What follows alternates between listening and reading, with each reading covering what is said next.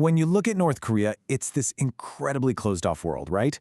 But one voice seems to be getting louder and louder, cutting through all that secrecy with, well, chilling clarity.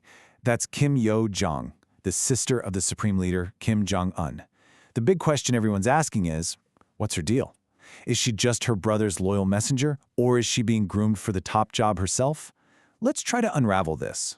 Look, to really get who Kim Yo Jong is, you've just got to listen to what she says. And it does not get much more blunt than this. That's her talking about the president of South Korea. I mean, wow, that's not exactly subtle diplomacy, is it? It's a calculated, provocative jab, and it's become her signature style, a way to make absolutely sure everyone is paying attention. And this is the central puzzle of Kim Yo Jong, because you have two totally different versions of her. On the one hand, remember the 2018 Olympics? She was the charming diplomat, the smiling face of the regime, a symbol that maybe, just maybe, things could change. But then you have the hardliner, the one who threatens nuclear war and hurls insults like idiots and fools. So which one is she? Or are they just two sides of the same coin? So let's start with the role we all know best. This is the Kim Yo Jong the world sees pretty much all the time. The public voice and, yeah, let's be honest, the regime's main attack dog. And this timeline, it just lays out how quickly she's ramped things up. It's kind of startling when you see it all together. Back in 2020, she threatens to blow up that inter-Korean liaison office and boom, days later it's rubble. This wasn't just talk. By 2022, she's making it crystal clear that her words come upon authorization directly from her brother.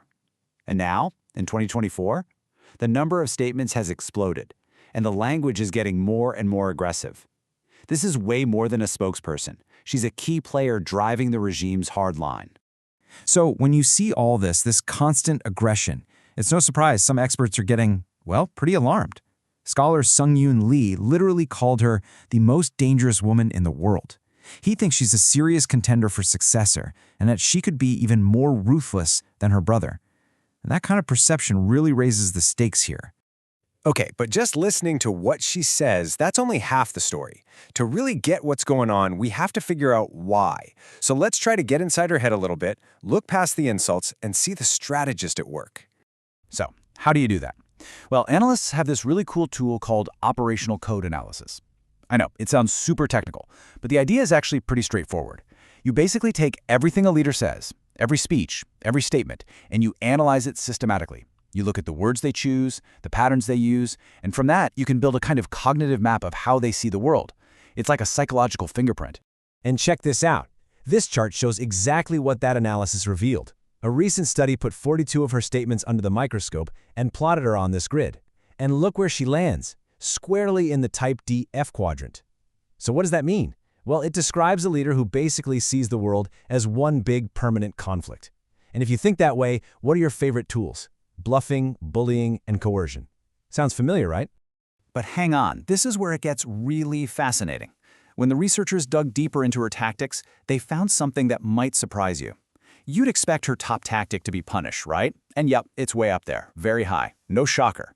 But look what's right next to it, also ranked very high, appeal/support. How about that? This tells us she's not just some blunt instrument. She's an incredibly flexible strategist who sees just as much value in making nice as she does in making threats. She'll use whatever works. Okay, so we've painted this picture of a super sharp, ruthless strategist. But what if that's not the whole story? There's this completely different take from other experts who think we're getting her power all wrong. They see her as something else entirely, a loyal steward, not a future successor. So which is it? You've got these two totally competing views. Is she this code dictator, a schemer who's so powerful she could order executions and might even be more ruthless than Kim Jong Un? Or is she more of a trusted aide, whose power really just comes from her brother, someone who's a guardian of the family, but who serves at his pleasure and doesn't actually control the military? And the folks who believe she's just a steward, they point to evidence exactly like this quote. Analyst Ken Goose makes a great point here. Her power isn't absolute. In fact, her brother has actually disciplined her, even pulled her from the public eye when she's messed up. That shows a really clear power dynamic, right? She's near the top, but he is at the top.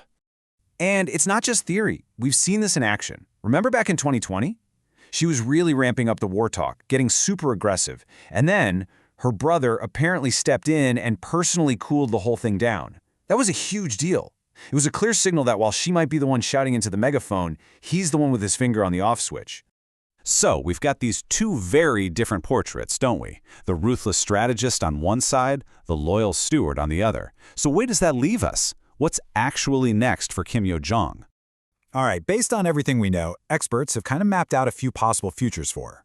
First, she could be a temporary regent, basically keeping the throne warm for Kim Jong Un's young daughter until she's old enough to rule.